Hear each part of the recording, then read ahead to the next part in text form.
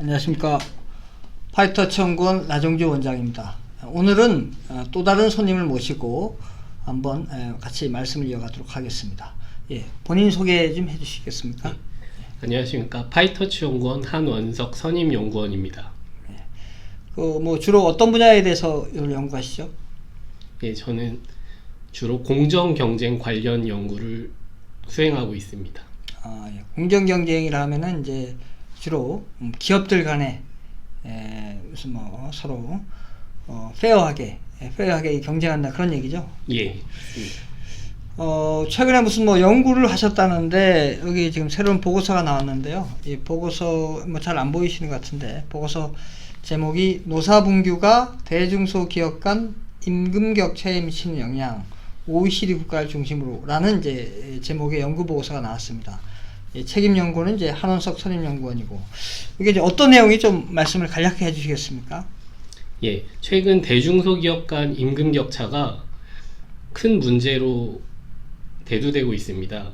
이에 따라서 노조의 노사분규가 임금 격차의 주요 원인으로 지목되고 있는데 이를 좀 더 과학적인 데이터를 토대로 한 연구를 통해서 밝혀내고자 이번 연구를 수행하게 되었습니다. 예, 좀 이렇게 약간 긴장하시는 것 같은데 긴장하지 말고 지난번에 이제 저희 연구원의 마지연 연구원이 노사분규가 심화되면은 자동화가 촉진돼서 결국 근로자의 일자리를 갖다가 이렇게 빼앗아 간다고 했는데 이번에는 노사분규가 심화되면은 대기업과 중소기업 간의 지금 임금 격차가 우리나라에 심각한 문제가 되고 있는데 그 임금 격차를 확대하는 주요 요인이 된다. 노사분규가 심화되는 게. 예, 그런 거를 이제 연구했다는 그런 내용이 맞죠? 예, 맞습니다. 예. 자, 그러면 오늘 자료를 하나 보면서 좀 설명해 주시면 감사하겠습니다. 자, 그럼 먼저 노사협력 지수부터 살펴보도록 하겠습니다.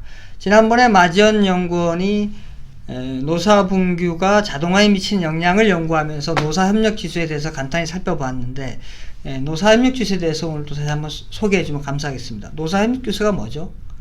예, 노사협력 지수란 경영진과 근로자 간의 노사협력을 잘 하고 있는지 여부를 나타내는 지수로 노사협력 지수가 높을수록 경영자와 근로자 간 노사협력이 잘 되고 있는 것이고 노사협력 지수가 낮을수록 노사분규 정도가 높은 것으로 풀이할 수 있습니다. 그러니까 노사협력 쉽게 얘기하면 노사 간의 협력을 나타내는 지수인데 높다는 건 노사 간의 협력이 잘 된다는 얘기고 낮다는 건 협력이 잘 안 되는 거니까 결국 노사분규가 많이 일어난다는 그런 노사분규가 심화된다, 악화된다 이런 의미를 얘기하는 것 같아요. 그죠? 예. 자, 그러면 이제 그 수치를 이제 한번 설명해 주겠습니까? 예. 그래프를 보시면 OECD 평균과 각 국가의 노사협력 지수를 보실 수 있습니다. OECD 평균은 4.8점입니다. 그 옆에 한국은 3.5점으로 OECD 평균보다 크게 낮은 것을 보실 수 있습니다. 이는 한국의 노사분규 정도가 OECD 평균보다 더 심화됐다는 것을 의미합니다. 반면 스위스는 6.1점으로 가장 높은 노사협력 지수를 보여주는데 이는 노사분규 정도가 가장 낮은 국가라는 것을 의미합니다. 쉽게 얘기하면 한국이 OECD 국가 중에 노사 간의 협력이 잘 안 된다. 그러니까 대립을 많이 한다. 예. 그런 의미고 스위스는 잘 된다. 이런 의미인 것 같습니다. 예, 우리가 참 이게 안타깝습니다. 우리나라가 이렇게 12대 경제 대국인데 이 노사 간의 협력은 OECD 국가 중에 꼴찌가 나온다는 게 참 안타깝네요. 예, 그렇습니다. 자, 다음은 이제 대기업 대비 중소기업 임금에 대해서 살펴보겠는데 이게 어떤 의미죠? 대기업 중소기업 간의 임금 격차를 우리가 살펴보려고 그러는데 어떤 관계가 있죠? 예, 대기업 대비 중소기업 임금이 낮으면 대중소기업 간 임금 격차가 크다는 의미이고 대기업 대비 중소기업 임금이 높으면 대기업과 중소기업 간 임금 격차가 작다는 의미입니다. 그러니까 대기업은 대기업 임금이 이제 중소기업 임금보다 높으니까 높은 상황에서 대기업 대비 중소기업 임금이 높다는 얘기는 그만큼 중소기업하고 대기업 임금 격차가 안 난다는 얘기죠. 그죠? 그러니까 대기업 대비 중소기업 임금이 높다라는 것은 대기업하고 중소기업 임금 격차가 적다. 그 다음에 대기업 대비 중소기업 임금이 낮다는 건 임금 격차가 크다. 뭐 그런 의미를 말씀하시는 것 같아요. 그렇습니다. 예, 좀 나머지 표에 대해 좀 설명해 주겠습니까? 예, 우선 표를 보시면 업종 및 기업 규모별로 기업 수 비중이 있습니다. 전체 기업 대비 비중을 보시면 종사자 수 1인에서 9인 기업이 업종별로 80% 이상, 건설업에서는 93% 이상이 나타날 정도로 기업 전체에서 대다수를 차지하고 있습니다. 그만큼 1구인 기업이 중요한 비중을 차지한다는 의미입니다. 그렇죠. 우리가 이제 중소기업화가 얘기할 때 이제 9988 중소기업이 전체 기업의 비중이 이제 99%고 고용이 또 차지한 비중이 또 88%라는 얘기인데 그 99%를 얘기할 때 좀 여러 전체 기업에서 중소기업 비중이 99%나 차지한다는 얘기에서 여기에서 상당수가 종사자가 이제 9인 이하 요 기업이 이제 대다수란 얘기죠. 예. 그죠? 그래서 중소기업을 얘기할 때는 9인 이하를 이제 를 얘기하는 것이 이제 이렇게 이 현재 전체 비중을 볼 때 타당하다고 봅니다. 그래서 여기서 하여튼 중소기업 임금을 얘기할 때 핵심이 되는 것은 바로 9인 이하인 기업이기 때문에 여기에 좀 중점을 두고 수치를 봐주는 게 타당한 것 같습니다. 예. 다른 것도 좀 설명해 주시겠습니까? 예. 그 옆에 OECD 평균을 보시면 기업 규모가 작을수록 OECD 평균이 낮게 나타납니다. 이는 즉 기업 규모가 작을수록 대중소기업 간 임금 격차가 크다는 의미입니다. 이를 OECD 평균과 한국을 비교해 보시면 한국의 대중소기업 간 임금 격차가 OECD 평균보다 더 크게 나타남을 아실 수 있습니다. 그러니까 한국의 대기업과 중소기업의 임금 격차가 OECD 평균보다 훨씬 더 확대됐다는 얘기죠, 그죠? 그렇습니다. 그러니까 임금 격차가 더 벌어졌다는 얘기입니다. 좀 안 좋은 거죠, 그죠? 근데 이제 여기에 보면은 기업 규모가 작을수록 대기업과 중소기업의 임금 격차가 더 벌어졌다는 얘기를 하셨는데 이제 그거는 이제 제가 직관적으로 생각하기에 이렇게 이해가 돼요. 이제 기업이 이제 9인이야. 작으면 작을수록 대기업 간의 어떤 뭡니까? 대기업이라다. 그 중소기업 그 종사자들이 어떤 노조를 형성해서 어떻게 임금을 올려달라는 그런 이제 노사분규를 하기 어렵겠죠. 그죠? 그렇습니다. 그러나 이제 기업 규모가 이제 클수록 그러니까 종사자가 많을수록 거기서 이제 노조를 이제 조직하기 쉽고 그 다음에 그 조직을 바탕으로 이제 임금 인상을 요구하겠죠. 그러니까 기업 규모가 클수록 임금 인상을 더 많이 요구하다 보니까 거기에서의 이제 기업의 그 평균 임금은 높겠죠. 그러나 그 노조가 조직되지 않고 거기에 노사분규가 적었던 그런 작은 기업들은 뭐 임금 인상을 많이 요구할 수 없으니까 그러니까 임금은 인상이 많이 되지 않고 적체되니까 바로 기업 규모가 작을수록 대기업과 중소기업 간의 임금격차가 더 커지겠죠, 그죠? 예. 그런 의미인 거죠, 그죠? 예. 예. 그럼 이렇게 노사분규를 나타내는 노사협력 지수와 대중소 임금 격차를 나타내는 대기업 대비 중소기업 임금을 살펴봤는데 둘 간의 관계는 어떻게 되는지 한번 좀 살펴보도록 하겠습니다. 자, 그래프가 세 가지가 나와 있는데 좀 설명해 주시겠습니까? 예. 광공업, 제조업, 건설업 모든 업종에서 노사협력 지수가 높을수록 대기업 대비 중소기업 임금이 높은 것으로 나타났습니다. 이는 즉 노사분규 정도가 심화될수록 대중소기업 간 임금 격차가 커지는 것으로 나타났다는 의미입니다. 자, 이제 저는 이제 반대로 한번 해석을 해보겠습니다. 노사협력 지수가 크면 클수록 대기업 대비 중소기업 임금이 높으니까 노사가 협력을 잘하면 잘할수록 대기업과 중소기업 간의 임금 격차는 적다 이런 얘기죠, 그죠? 그렇습니다. 그걸 반대로 얘기하면 이제 대기업과 이제 노사분규가 심화될수록 그러니까 노사협력 지수가 값이 작다는 얘기는 이제 노사분규 심화 정도가 커질수록 대기업과 중소기업 간의 임금 격차가 더 벌어진다는 얘기죠, 그죠? 그렇습니다. 예. 자, 그럼 이것만 봤을 때 이게 어떻게 보면 상반관계인데 X축과 Y축에 이제 실제 데이터를 전부로 막 찍어놓은 건데, 뭐 관공업도 그렇고 제조업도 그렇고 건설업도 다 이렇게 그런 비례관계가 나타나는데, 이런 상관관계만 봐도 노사 간의 노사분규 정도가 심화되면은 대중소기업 간의 임금 격차가 커지겠구나, 이렇게 예측이 되는 것 같습니다. 그죠? 예.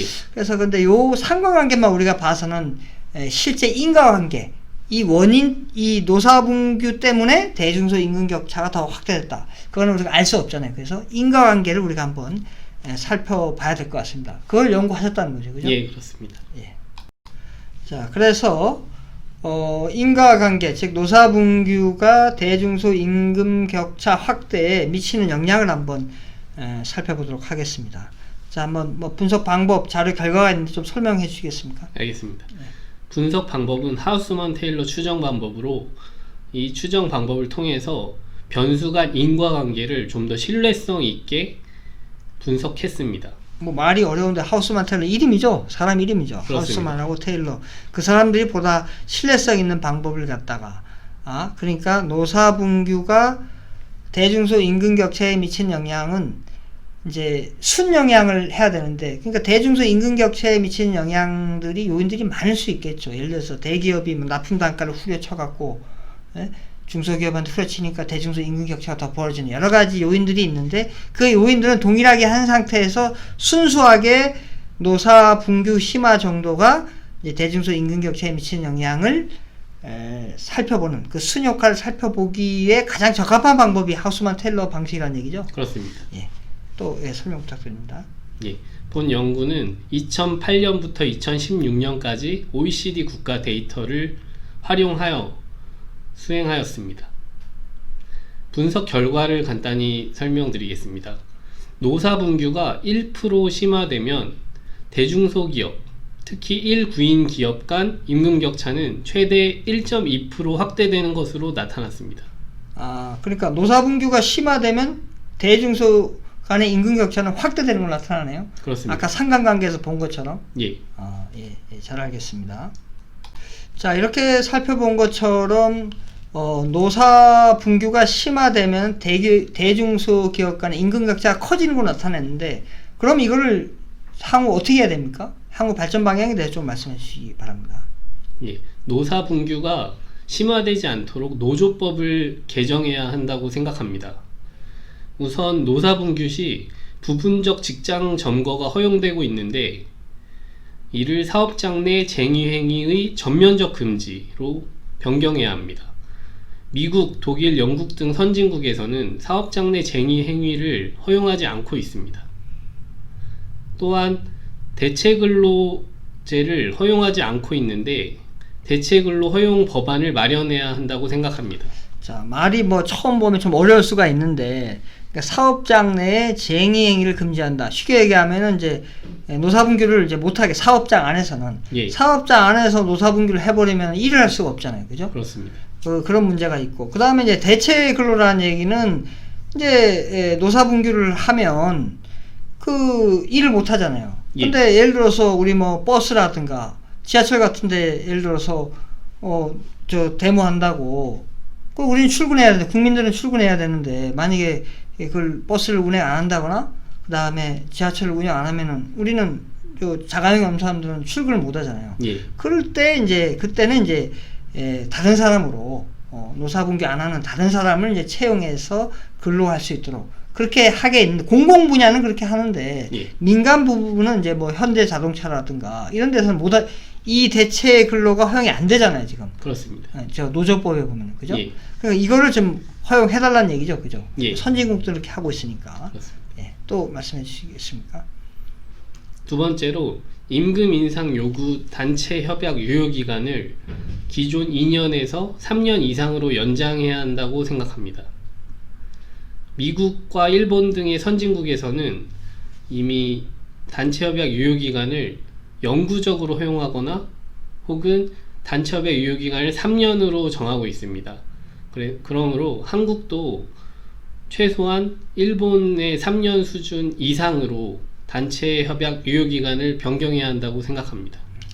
이게 또 되게 어려울 수가 있는데, 그러니까 이제 단체 협약, 임금 인상을 요구하는 단체 협약이라는 거는 노사 간에 지금 현재 2년으로 돼 있죠. 그죠? 그렇습니다. 2년마다, 최대 2년마다, 물론 1년 내에 할 수도 있고, 너희들은 반드시 2년 안에는 노사 간에 임금 인상에 대해서 서로 협약을 해야 되는 거죠. 그죠? 그렇습니다. 협의를.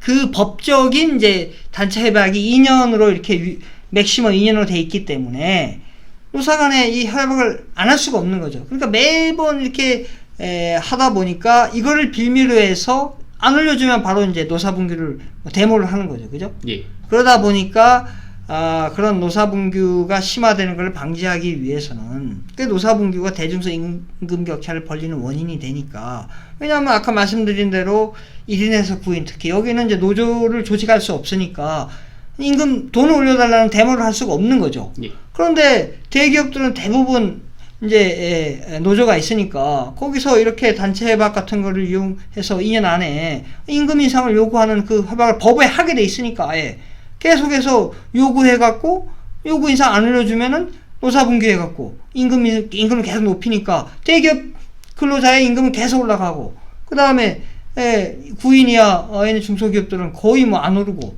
그러니까 임금격차가 점점 벌어지는 거죠. 그죠?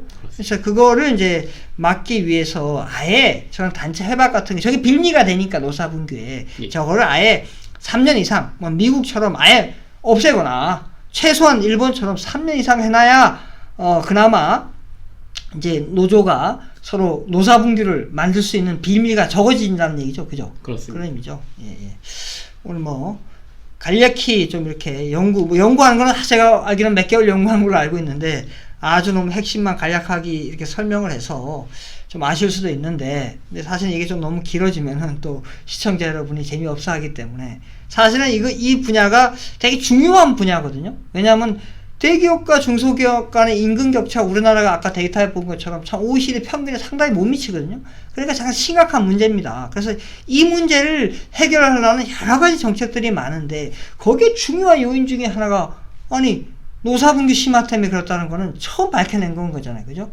그래서 되게 중요한 이슈인데 뭐 시간 관계상 짧게 해서 좀 양해를 좀 바랍니다. 하여튼 오늘 우리 연구원에 한원석 선임연구원이 아주 중요한, 그리고 최초 연구죠. 그죠? 그렇습니다. 최초 연구를 과학적으로 한 거를 우리 시청자 여러분께 이렇게 소개를 해드렸습니다.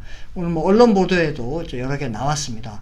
여러분들 좀 이 분야가, 우리 노조 문제가 대단히 심각하거든요. 우리나라에서 이게 우리 경제를 계속 발목을 잡을 것으로 예상됩니다. 그래서 이 문제에 대해서 계속 공론화하고, 또 여러분들이 계속 동영상 같은 것도 이런 게 계속 다른 사람한테, 국민들한테 전파해 주시면 이것이 계속 이슈가 돼야 됩니다. 돼서 이런 과학형 연구들이 많이 나와야 우리가 보다 합리적인 대안을 찾을 수 있습니다. 예, 오늘 한원석 선임연구원과 같이 했습니다. 예, 출연해서 감사합니다. 감사합니다. 예, 오늘은 여기까지 하겠습니다. 예, 감사합니다.